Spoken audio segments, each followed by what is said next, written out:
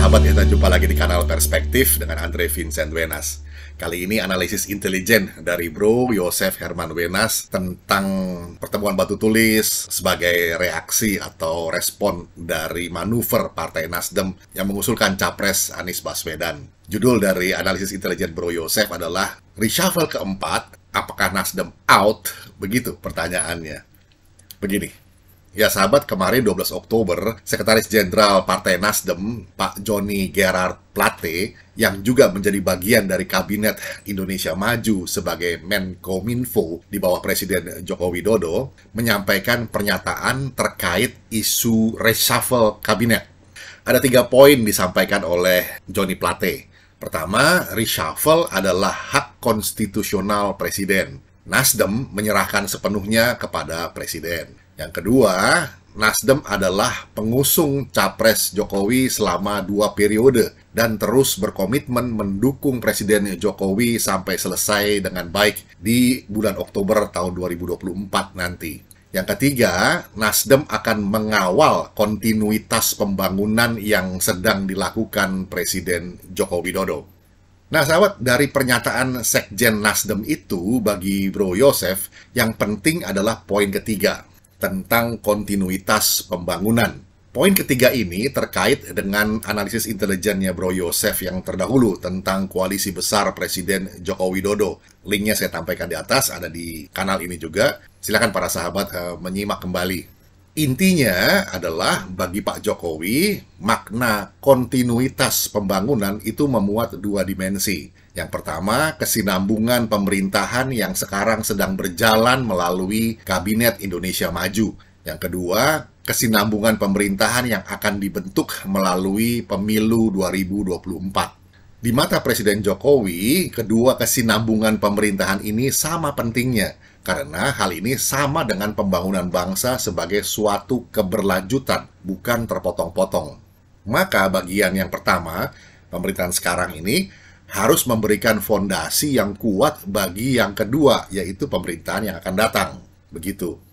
Nah, Ibu Megawati Soekarno Putri yang beberapa bulan belakangan bolak-balik bicara tentang tantangan geopolitik terhadap pembangunan Indonesia, akur dengan visi Presiden Jokowi ini. Itulah sebabnya mereka berdua mengutus Mbak Puan Maharani untuk melakukan komunikasi politik dengan para bandar politik atau political market makers untuk bisa memandang kontestasi politik di tahun 2024 nanti dalam konteks kenegarawanan atau statesmanship sebagaimana visi Presiden Jokowi ini. Di era Orde Baru, sahabat, inti konsep GBHN atau Garis Besar Haluan Negara adalah bagaimana bangsa Indonesia memandang pembangunan dirinya atau nation building dalam tata dunia yang berkembang tempo itu. Artinya, apa yang mau dikerjakan oleh bangsa Indonesia tidak bisa dilepaskan dari konteks geopolitik global. GBHN ini diupdate setiap 5 tahun sekali, dan antara GBHN yang satu dengan lainnya harus berkesinambungan. GBHN yang dikerjakan di level MPR inilah yang menjadi mandat bagi presiden terpilih berikutnya, yang kenyataannya adalah Jenderal Soeharto terus. Sabtu lalu, 8 Oktober, sahabat, Ibu Megawati Soekarno Putri dan Presiden Joko Widodo melakukan pertemuan di Batu Tulis, Bogor.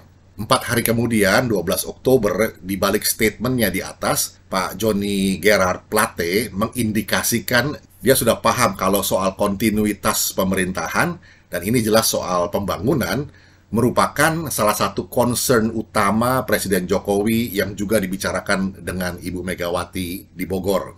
Di balik kalimat Sekjen PDIP, Mas Hasto Kristianto, ini dilakukan bagi masa depan bangsa dan negara, demi kesinambungan kepemimpinan, serta kepemimpinan yang akan datang. Nah, statement Mas Hasto bagi Bro Yosef ini merupakan konfirmasi bahwa apa yang dibicarakan di Batu Tulis itu sangat berkaitan dengan tantangan yang ditimbulkan dari manuver pencapresan Anies Baswedan oleh Nasdem terhadap visi kontinuitas pemerintahan yang dibayangkan oleh Presiden Joko Widodo. Nah, mengapa begitu? Karena pada kenyataannya, manuver pencapresan Anies oleh Nasdem itu memang potensial menggerogoti kesinambungan pemerintahan yang sekarang. yang masih harus bekerja sampai Oktober tahun 2024 nanti. Jadi masih 2 tahun lagi. Menggerogoti bagaimana? Karena bisa dipastikan akan muncul dualisme sikap yang paradoksal dalam koalisi besar Jokowi itu sendiri. Apalagi secara pribadi, Presiden Jokowi punya trauma soal ini dari pengalamannya bersama Menteri Pan-RB Asman Abnur yang adalah kader dari PAN. Tapi sahabat, kinerja Menteri Pan-RB Asman Abnur sebetulnya tidak jelek-jelek juga di mata Pak Jokowi sejak mulai menjabat pada 26 Juli 2016. Tetapi dia terpaksa di-reshuffle pada 15 Agustus tahun 2018. Alasannya terjadi dualisme sikap yang paradoksal ini. PAN punya kader di pemerintahan, yaitu Pak Asman Abnur.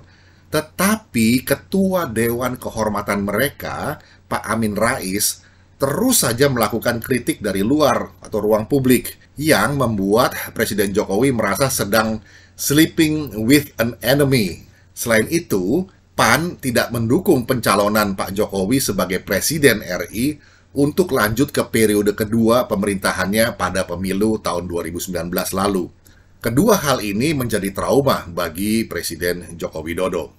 Hari ini, sahabat, suara Anies Baswedan adalah juga suara Nasdem, bukan? Apalagi Pak Surya Paloh sudah bilang kalau pilihan cawapres oleh Anies nanti adalah pilihan Nasdem juga. Walaupun bagi Bro Yosef, hal ini absurd. Oleh karena itu berarti perihal Pilpres yang maha penting bagi nasib Partai Nasdem di 2024 sepenuhnya berada di tangan Anies Baswedan yang bukan kader dari Nasdem. Setelah 16 Oktober 2022 nanti, Partai Nasdem tentu akan membawa Anies Baswedan berkeliling Indonesia untuk mulai jualan narasi. Mengapa dia merupakan pemimpin harapan yang lebih baik dari Pak Jokowi? Masa sih sama aja? Atau malah lebih jelek gitu? Kan nggak mungkin. Berkeliling negeri ini penting, sahabat, karena elektabilitas Anies harus ditingkatkan terus. Mungkinkah Anies Baswedan selama 2 tahun ke depan pergi ke sana, kemari, akan berorasi memuji-muji keberhasilan Presiden Jokowi? Kan jelas tidak mungkin. Itulah sebabnya Pak Zulfan Lindan itu dengan cerdas dan langsung bermanuver untuk melakukan positioning pasar konstituen di balik kalimat Anies adalah antitesa Jokowi. Tetapi sahabat, di mata Pak Surya Paloh, Pak Lindan ini ternyata berdiri di garis offside. Dia langsung ditegur keras dan dipecat dari DPP Partai Nasdem. Sikap Pak Surya Paloh ini justru paradoksal menurut Bro Yosef. Karena dari sudut manuver Nasdem, mencapreskan Anies, positioning Anies adalah antitesa Jokowi, sebetulnya sangatlah logis. Dan karena itu juga sangat tepat. Ya masa sama aja Anies dengan Pak Jokowi, pasti dia mesti bikin kontrasnya, bukan? Kalau Pak Ganjar Pranowo disebut kelanjutan tesis Jokowi, logika publik bisa menerima. Kalau Anies yang disebut demikian, publik akan ketawa keras. Bagi publik, Anies sudah sejak kontestasi di Pilkada DKI Jakarta tahun 2017 lalu memang antitesa Gubernur Jokowi. Sedangkan Ahoklah yang menjadi kelanjutan tesis Gubernur Jokowi waktu itu. Nah, sahabat, sikap keras Pak Surya Paloh kepada Zulfan Lindan menunjukkan dilema yang sedang melanda pikirannya. Begini ceritanya. Tensi politik menuju 2024, grafiknya dipastikan naik terus. Tidak mungkin turun. Pertanyaannya, sahabat, apakah seluruh kader Nasdem akan di-Zulfan Lindankan oleh Pak Surya Paloh? Kalau mereka berbicara dengan tone negatif terhadap pemerintahan Presiden Jokowi di saat tensi politik semakin memanas.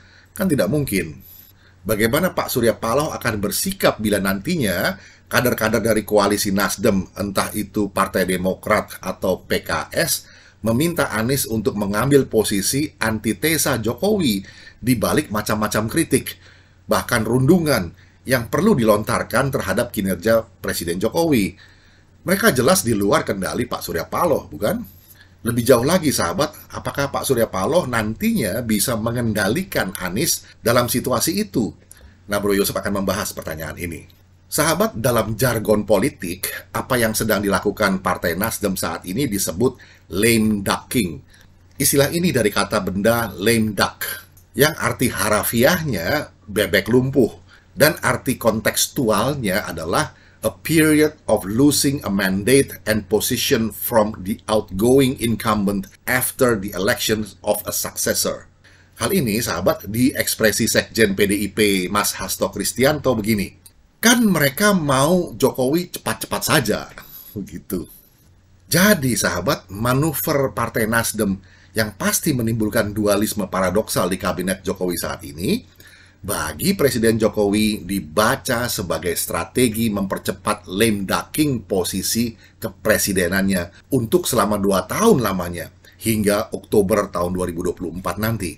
Nah, tidak hanya lame ducking, Jokowi juga membaca manuver pencapresan Anies ini sebagai strategi untuk melumpuhkan koalisi besar yang sedang diupayakannya. Melalui pencapresan Anies, Partai Nasdem sebetulnya sedang berusaha menggeser blok-blok politik yang telah terbentuk saat ini. Tetapi Pak Jokowi tahu, Partai Demokrat dan PKS juga sedang berusaha agar PAN dan P3 bisa ditarik masuk ke dalam lokomotif blok Nasdem, Partai Demokrat, dan PKS. Oleh karena ada kepentingan untuk menstabilkan koalisi ini. Sahabat Partai Demokrat dan PKS tahu bahwa nasib mereka dikunci oleh Surya Paloh. Bila Nasdem back out, maka trio ini bubar, lalu gagal mencapreskan Anies. Oleh karena syarat PT atau Presidential Threshold tidak terpenuhi. Tetapi bila PAN dan P3 masuk, maka ancaman ketidakstabilan akibat kondisi interlocking di antara trio ini bisa teratasi. Anies dengan demikian diharapkan bisa menjadi semacam solidarity maker untuk keperluan ini, mengingat konstituen kedua parpol itu memiliki irisan yang besar, profil swing votersnya relatif sama.